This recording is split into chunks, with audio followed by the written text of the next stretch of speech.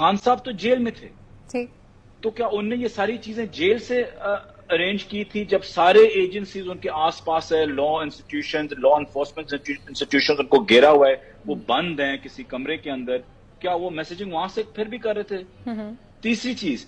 اگر خدا نہ خواستہ خان صاحب نے ایسا کوئی پلان بنایا ہوئی ہوتا تو کیا وہ ہماری مطلب ایک بزرگ خاتون کو، یاسمین راشدہ صاحبہ کو استعمال کرتے؟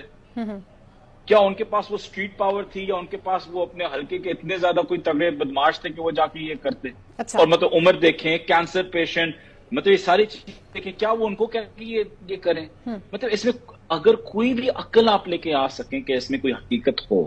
تو شاید کوئی مان لے، لیکن انفارچونیٹلی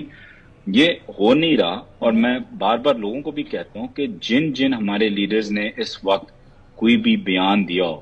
یاد رکھیں کہ یہ بیان انڈر ڈیوریس ہے،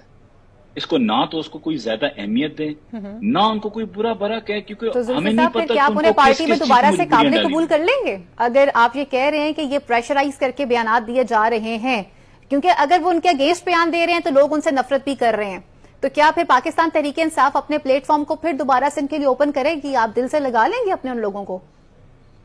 دیکھیں، میں پھر سے کہتا ہوں، جن لوگوں کو اغوا کیا گیا ہو، جو ایک سسٹم کے اندر، جیل کے اندر جیل کی صورتیں ان کو نہیں دی گئی ہوں، ان کو نہیں، ہمیں نہیں پتا کہ ان کے ساتھ 10 دن 2 ہفتے کیا کیا ہوا ہے، کیا کیا مجبوریاں ان کے سامنے ان کے آئی ہیں، زیادتیاں ہوئی ہیں، یا کیا ان کے اوپر بولا گیا، کیا گیا۔ تو اس چیز کو ہمیں سامنے رکھتے ہوئے کچھ بھی نہیں کہنا چاہیے، کیونکہ اس میں کوئی